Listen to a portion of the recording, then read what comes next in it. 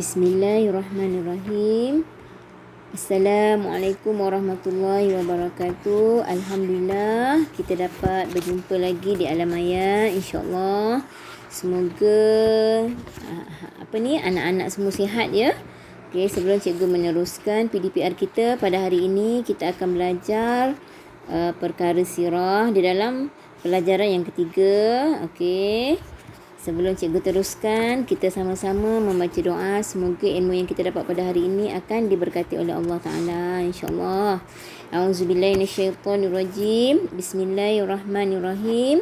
Alhamdulillahi Rabbil Alamin. Wassalatu wassalamu ala Sayyidina Muhammad ashrafil mursalin. Wa ala alihi wa sahbihi ajma'in. اللهم افتح علينا حكمتك وانشر علينا من خزائن رحمتك يا أرحم الراحمين ربنا اشرح لنا صدورنا ويسر لنا أمورنا وعلى آله وصحبه وسلم والحمد لله رب العالمين. Kan anak, cikgu teruskan pelajaran kita pada hari ini perkara sirah. Okey, pada minggu lepas pada PDPR yang lalu, cikgu telah menerangkan kehidupan Nabi Muhammad sallallahu alaihi wasallam, iaitu pada muka surat 15 hingga muka surat 17. Pada hari ini cikgu akan menerangkan pelajaran sirah ini, tajuk yang sama juga, iaitu kehidupan Nabi Muhammad sallallahu alaihi wasallam pada muka surat 18. Okey. Sebelum ini cikgu dah terangkan kan? Cikgu dah terangkan ni semua. Okey, cikgu akan terangkan kehidupan Nabi Muhammad sallallahu alaihi wasallam ketika zaman dewasa. Okey, pada muka surat 18, nanti boleh rujuk ya. Okey. Kehidupan Nabi Muhammad sallallahu alaihi wasallam pada zaman dewasa menjadi bertambah mencabar, ya, menjadi bertambah mencabar. Nabi Muhammad sallallahu alaihi wasallam telah menempuhi berbagai peristiwa, sama ada yang sedih ataupun mengembirakan hati baginda ketika Nabi menempuhi zaman dewasa. Okey, di sini kehidupan Nabi Muhammad sallallahu alaihi wasallam pada zaman dewasa boleh dibagikan kepada 3 bahagian. Okey, tengok yang pertama yang berwarna kuning tu.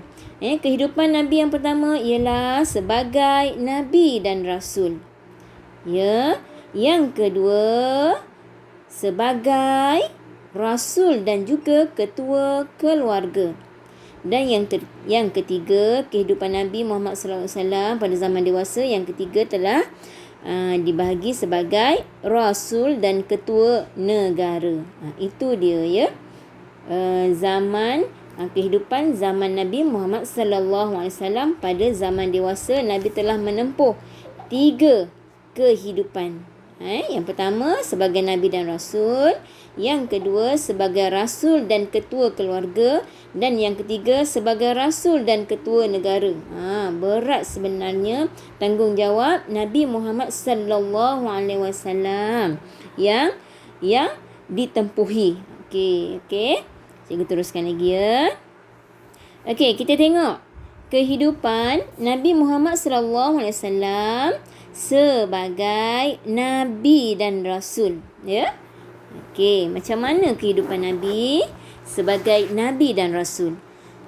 Okey, Nabi Muhammad sallallahu alaihi wasallam telah dilantik menjadi Nabi dan Rasul apabila turun ayat yang pertama hingga kelima di dalam suratul Alaq.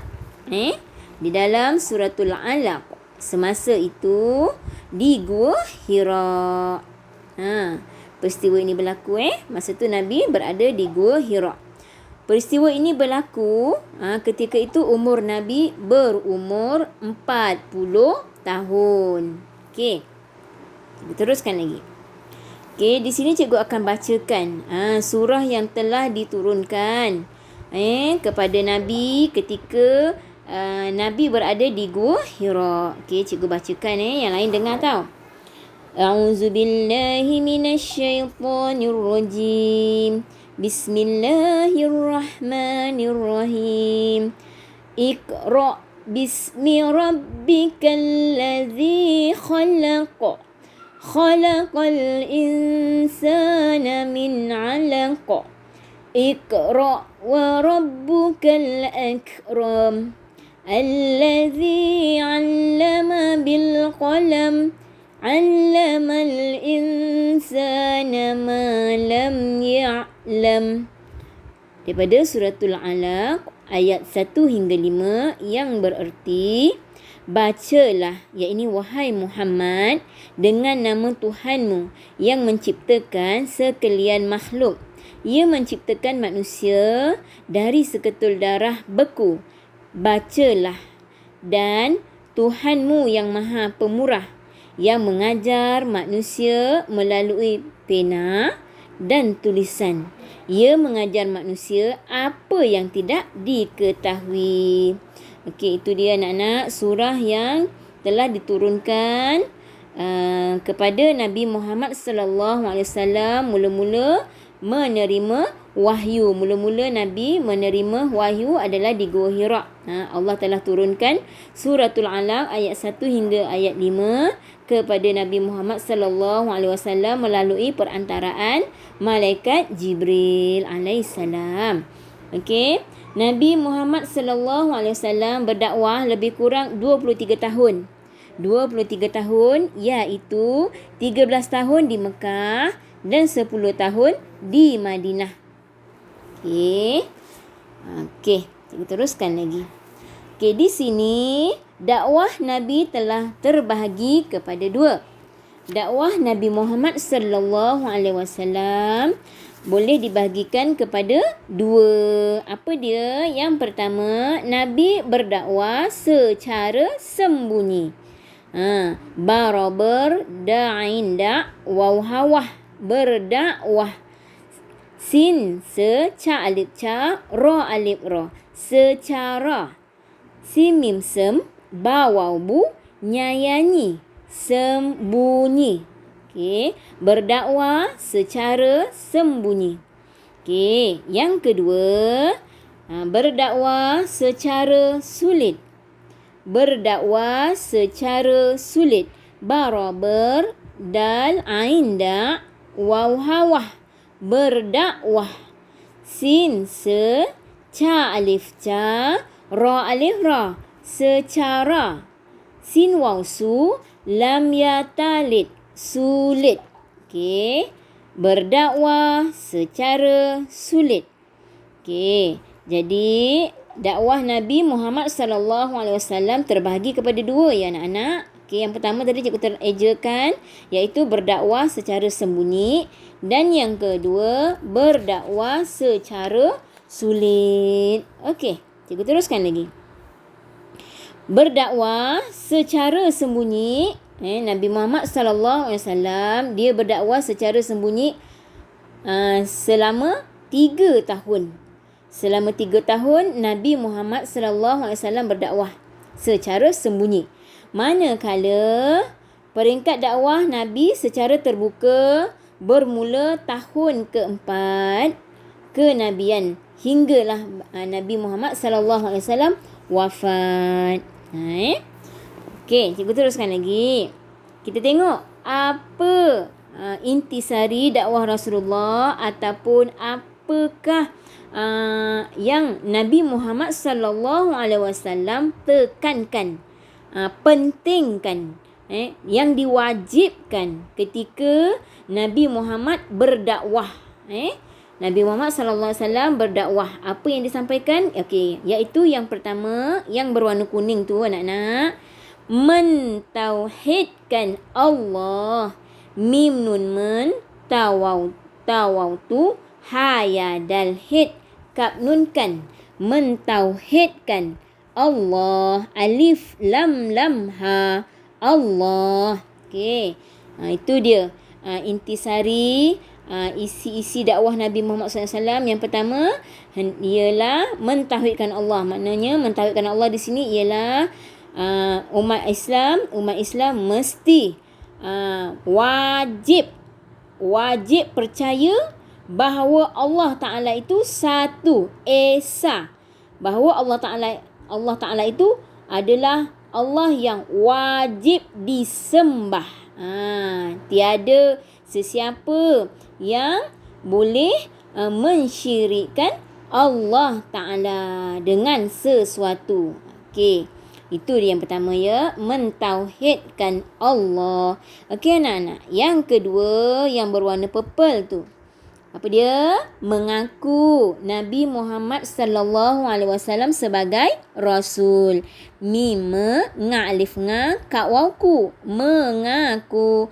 Nun ba ya nabi. Mim ha mim dal Muhammad.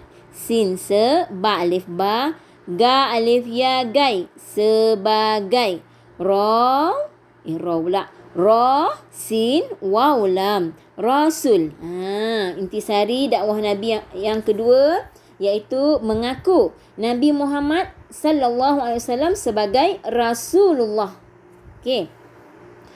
Kita tengok apa dia intisari dakwah Nabi yang ketiga yang berwarna biru, iaitu beriman kepada hari akhirat. Barabar alif ya'i mim alif nun man.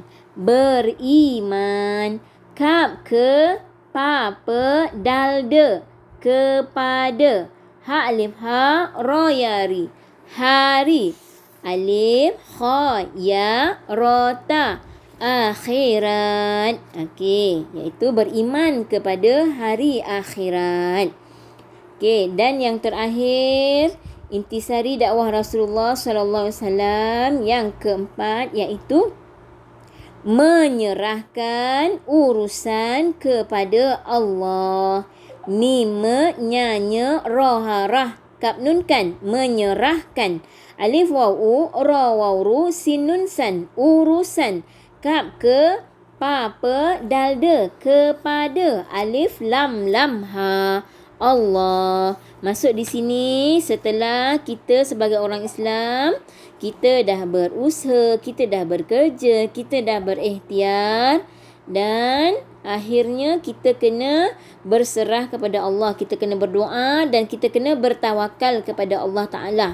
Kita serahkan urusan itu semua kepada Allah Ta'ala. Allah yang menentukan, Allah yang terima atau tidak terima. Sebab tu kita kena berdoa, kita kena mula-mula kita kena berusaha, berikhtiar, kita kena berdoa dan kita kena bertawakal, barulah kita serahkan urusan ini semua kepada Allah Ta'ala ya anak-anak.